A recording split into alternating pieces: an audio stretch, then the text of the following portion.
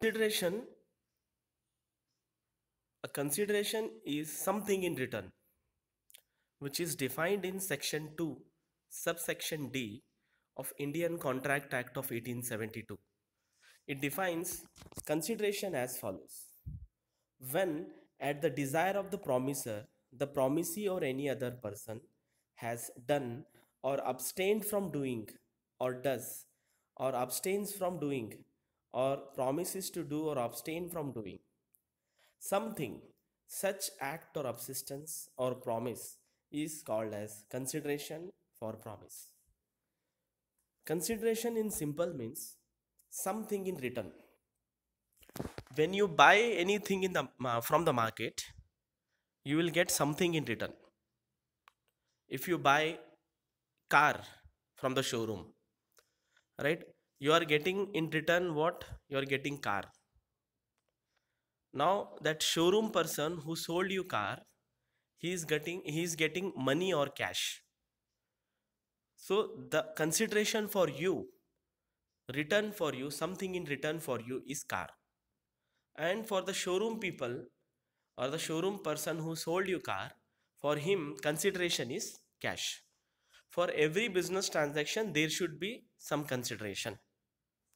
Without consideration, there is no valid contract. There are certain exceptions to the rule. As a general rule, no consideration, no contract. Right? When you do a contract, when you do a business, there should be a consideration. Right? When there is no consideration, no contract. But there are certain exceptions to the rule where there is no consideration, no contract. That also we'll see. Now, this is consideration, something in return.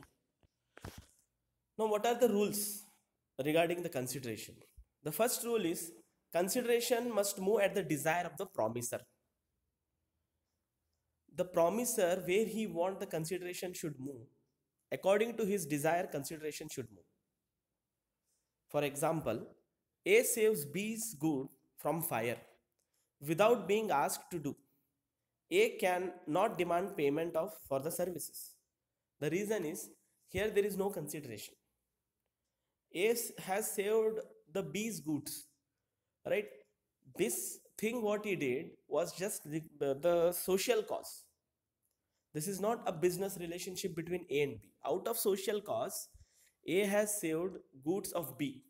Now B, when he took those goods, or B when he got those goods, it is not the bounded duty of B that he has to pay money to A. But when you do a contract, written contract, in that case, both the parties, offerer and offeree, they are bound to perform it. And consideration must move at the desire of the promiser. One who is the promiser, no, according to his desire, the consideration should move. This is the first legal consideration or legal rule regarding the consideration. Second is consideration may move from promisee or any other person, right? Consideration can move from promisee. One who has promised to pay the money, even he can pay the consideration, or somebody else on behalf of the promisee. When you go to the showroom, when you buy some bike or a cycle or a car, now you are promising.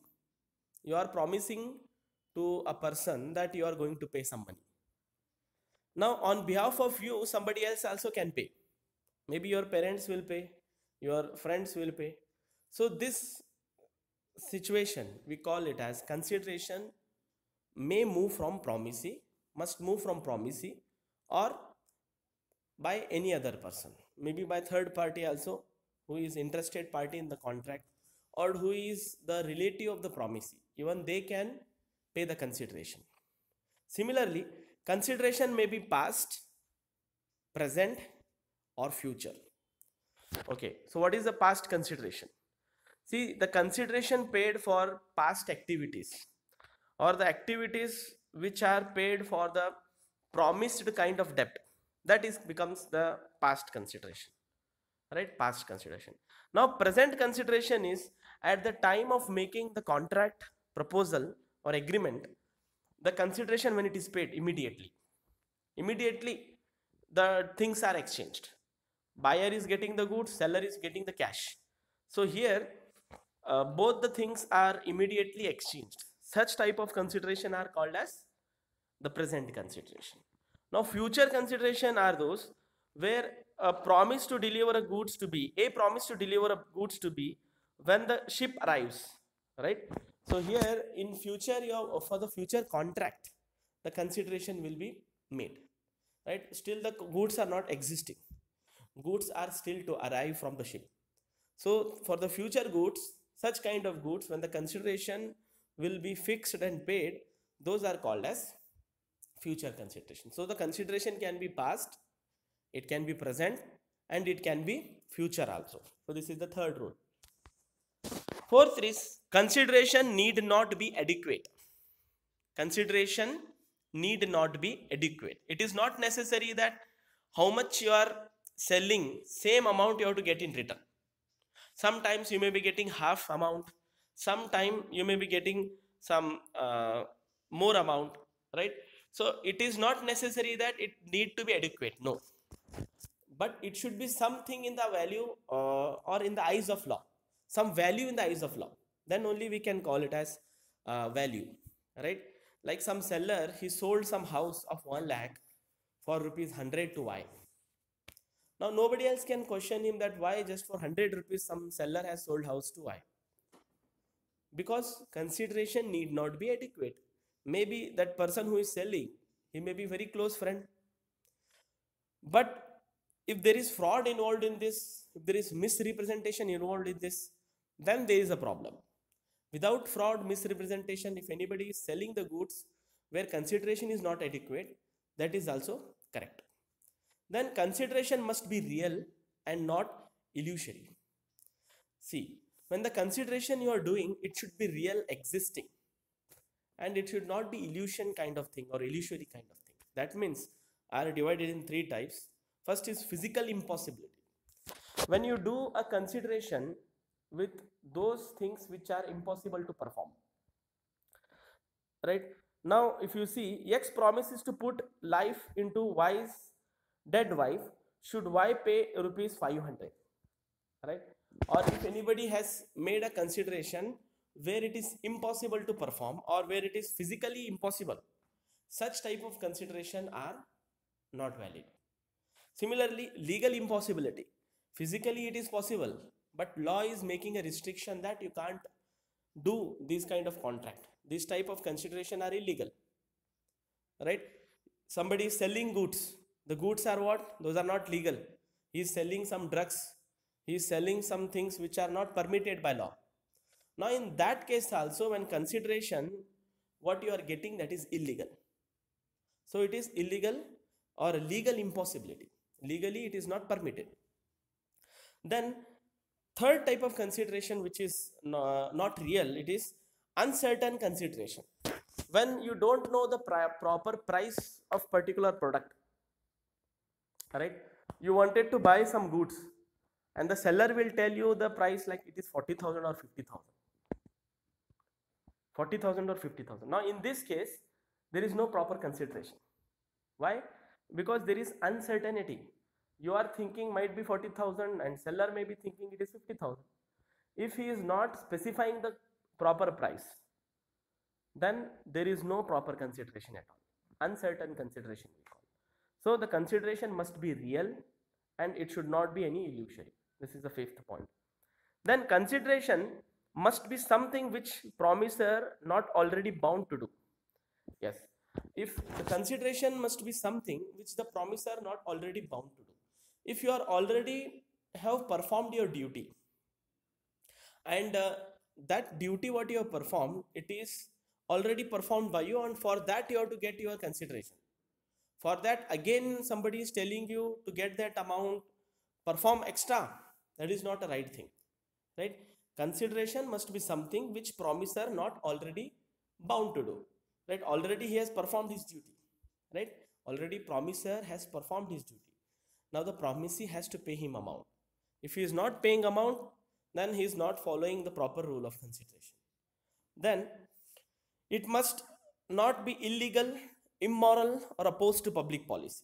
If consideration is illegal consideration means we have seen like illegal impossibility.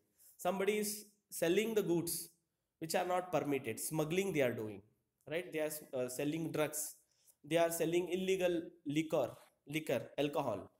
Those all things are illegal by the country. If somebody is doing that kind of business, those consideration are totally illegal.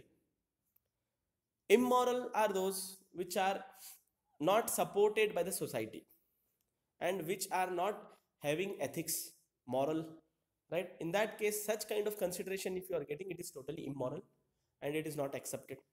Opposed to public policy are those which are going to harm the nation, right? And when public policy has been made, you are doing a contract where or a consideration you are getting for the sake that you will destroy the youth of the nation, or for the public policy what has been made against the public policy you are doing it, right? In such case also consideration will not be valid. So it should not be illegal, it should not be immoral, nor it should be opposed to public policy. Now these are certain exceptions. Let me revise this again. Rules. So what are the rules? The first rule is consideration must move at the desire of promiser, right? Consideration must move at the desire of promiser. Second is consideration may move from promisee or any other person. It can be given by promisee or it can be given by any other person. Consideration may be past, it may be present, or it may be future also. Then consideration need not be adequate. It is not necessary that consideration need to be adequate. No, it need not be adequate. Then consideration must be real and not illusory. So it should be real, existing. It should not be like imagination, right? Then it should neither be physical impossibility, nor illegal impossibility, nor uncertain consideration. Then consideration must be something which promiser not already bound to do, right? If somebody has made any promise and that is doesn't amount to a consideration, then it must not be illegal. Consideration must not be illegal, immoral, or it should not be opposed to public policy. So these are the general rules related to the consideration.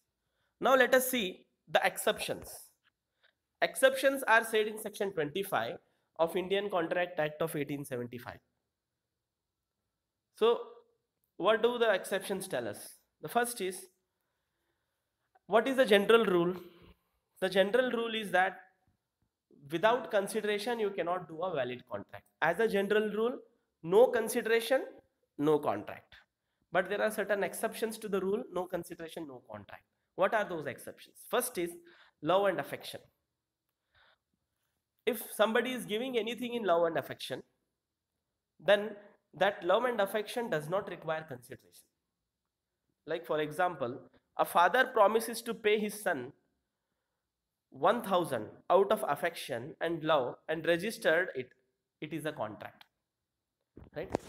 Now a father has promised that he will pay 1,000 rupees, or he will bring a bike for him, or he will pay some amount of money if he comes first, or if he gets particular kind of job. Now in that case, when the contract has been made between father and son, now this type of thing is also a contract. Why? Because by son consideration is not required. Though father 1 lakh rupees or a car or a bike by his side, by the other side, when somebody is not paying, when son is not paying, the consideration is not required, because the father is paying out of love and affection. So this is exceptions to the rule, no consideration, no contract. Similarly, compensation for voluntary services. Now somebody has performed the services, right? And if they are getting any compensation out of it, now for that consideration is not required.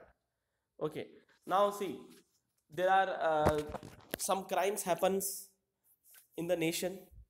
The job of finding out the crime or a thief is the job of the policeman. They will find it out. Now if they find it out, you don't have to give any consideration to the people who find it out, for the policemen. The reason is that they have already performed, or their services is been paid by the government, right? This is the exceptions. Similarly, promise to pay time bar debt.